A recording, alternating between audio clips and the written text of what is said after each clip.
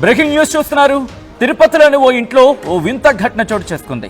సాయిబాబా విగ్రహం నుంచి భారీగా విభూతి రాలడం మొదలుపెట్టింది. మరి ముఖ్యంగా గత 4 ఏళ్లలో, ఇన్ఫాక్ట్ 4 ఏళ్లు కూడా కాదు, 4 సార్లు ఆ ఇంట్లో జరిగిందంటూ ఆ కుటుంబం చెప్తోంది. విభూతితో నిండిపోయింది సాయిబాబా విగ్రహం. 2 ఏళ్ల నుంచి ఇలానే జరుగుతోంది అంటూ కూడా ఆ కుటుంబం చెప్తోంది. విగ్రహం నుంచి విభూతి ఎలా వస్తోంది? అదొక తెలియని వైనంగా మారిపోయింది. అంతా బాబా మహిమే అంటున్నారు. ఆ కుటుంబం మాత్రం బాబా అనుగ్రహమే అంటోంది. అంతా బాబా అనుగ్రహం అంటోంది ఆ కుటుంబం. దాంతోపాటు పలువురు భక్తులు కూడా విగ్రహం నుంచి విభూతి ఏంటా అంటూ మరికొంతమంది వాదన. మీరు చూడొచ్చు, గతంలో కూడా ఇటు సాయిబాబా విగ్రహానికి సంబంధించి సాయిబాబా ఫోటోకి విభూతి వచ్చేదంటూ ఆ కుటుంబం చెప్పుకొచ్చింది. ఇది మేమంటున్న మాట కాదు, ఆ విజువల్స్ మీరు చూస్తున్నారు. ఆ తర్వాత ఇటు సాయిబాబా భజన చేసుకోవడం, సాయిబాబాను ఆరాధించడం మేము చేశామంటూ ఆ కుటుంబం చెప్పిన ఎక్స్క్లూజివ్ విజువల్స్ మీరు చూస్తున్నారు వాటి స్క్రీన్ మీద. దీంతో ఆయన కిరీటం నుంచి విభూతి రాలుతోంది. ఆయన కిరీటం నుంచి విభూతి రాలుతోందంటూ ఆ కుటుంబం చెప్తోంది. అంతేకాదు, ఆ విగ్రహానికి చెమట పట్టినట్టుగా చెమ్మగా మారి ఆ తర్వాత ఆ విభూతి వస్తుందంటూ ఆ కుటుంబం చెప్తోంది.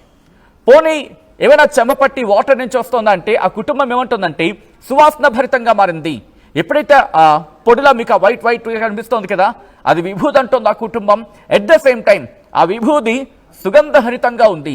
ఏదో డోర్స్ని క్లోజ్ చేసి అదొక చిన్న సాధారణంగా మనం ఒక చెక్క పెట్టెలో మందిరాన్ని ఏర్పాటు చేసుకుంటూ ఉంటాంగా, అలాగే ఆయిల్ కూడా ఒక వుడెన్ స్ట్రక్చర్తో ఆ మందిరాన్ని ఏర్పాటు చేసుకుంది. ఆ డోర్స్ ఓపెన్ చేయగానే సుగంధభరితంగా అనిపిస్తోంది. ఆ విభూతి అంత సుగంధభరితంగా ఉంది, ఒక ఆరోమాటిక్గా ఉంది, ఒక బ్యూటిఫుల్ ఆరోమాటిక్గా ఉంది. అంటే ఇటు షిరిడి వెళ్ళినప్పుడు కొని తెచ్చుకుంటే ఎటువంటి సువాసన వస్తుందో అటువంటి సువాసనను మించి ఇంకా ఉంది అంటోంది ఆ కుటుంబం. ఇది దేనికి సంకేతం? ఇటు ఆధ్యాత్మికవేత్తలు ఏమంటున్నారు, అలాగే విజ్ఞానవేత్తలు ఏమంటున్నారు? ఆధ్యాత్మికవేత్తల వెర్షన్ ఏంటి ముందుగా తెలుసుకుందాం. ఇదే అంశానికి సంబంధించి విజ్ఞానవేత్తలు ఏమంటున్నారు ఇది కూడా మాట్లాడుకునే ప్రయత్నం చేద్దాం. మనతో పాటు స్టూడియోలో ఉన్నారు వాడాల కోటేశ్వర శర్మ, కాలభైరవ ఉపాసకులు. వారితో మాట్లాడదాం. ఆ తర్వాత డీటెయిల్గా మాట్లాడుకునే ప్రయత్నం చేద్దాం. 2 వెర్షన్స్ తెలుసుకునే ప్రయత్నం చేద్దాం. ఎట్ ద సేమ్ టైం మీరు కూడా మీ కమెంట్ని తెలియజేసే ప్రయత్నం చేయండి. అండ్ ఇఫ్ పాసిబుల్ ఆ నెంబర్స్ కూడా కింద స్క్రోల్ చేసే ప్రయత్నం చేస్తాం. మరి కాసేపట్లో మీ రియాక్షన్ కూడా తెలియజేసే ప్రయత్నం చేయండి. ఇది మీరేమనుకుంటున్నారు? ఇది యాదృచ్ఛికంగా జరుగుతోందా, లేకపోతే ఇది విజ్ఞానవేత్తల పరంగా ఎలా ఆలోచించే ప్రయత్నం జరుగుతుంటుంది? ఆధ్యాత్మిక పరంగా మీరేమంటారు? అండ్ మీరు కూడా కమెంట్ చేయండి అండ్ కాల్ చేసే ప్రయత్నం చేయండి. మరి కాసేపట్లో నెంబర్స్ని కూడా డిస్ప్లే చేసే ప్రయత్నం చేస్తాను. సో ఒకసారి నేను వాడాల కోటేశ్వర శర్మ దగ్గరికి వెళ్లే ప్రయత్నం చేస్తాను. కాలభైరవ ఉపాసకులు కోటేశ్వర శర్మ గారు, నమస్తే అండి. నమస్కారం. కోటేశ్వర శర్మ గారు, ఇటు విగ్రహం నుంచి విభూతి రాలడం ఇది శుభ సూచకమా, లేకపోతే ఏమైనా అశుభానికి సూచకమా అనే ఒక క్వశ్చన్ తలెత్తుతూ ఉంటుంది. ఎలా చూస్తారు దీన్ని? ఎందుకంటే విభూతి రాలడం ఒక సుపరిణామం అంటూ అనిపించినా మొత్తంగా ఎక్కడ ఆయన మొహం కనిపించట్లేదు. సో దీన్ని ఎలా చూస్తారు సాధారణంగా ఆధ్యాత్మిక కోణంలో?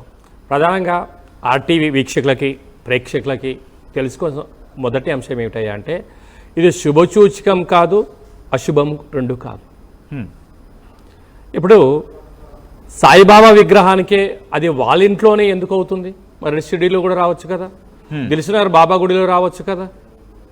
ఎక్కడా లేనటువంటి అయినటువంటి వాళ్ళ ఇంట్లోని గత 4 సంవత్సరాలుగా ఎందుకు అలా అవుతుంది అంటే, భక్తిని చాటుకోవడమా, మూఢభక్తిని ప్రేరేపించడమా అనేది రెండింటిని మనం గమనించగలగాలి.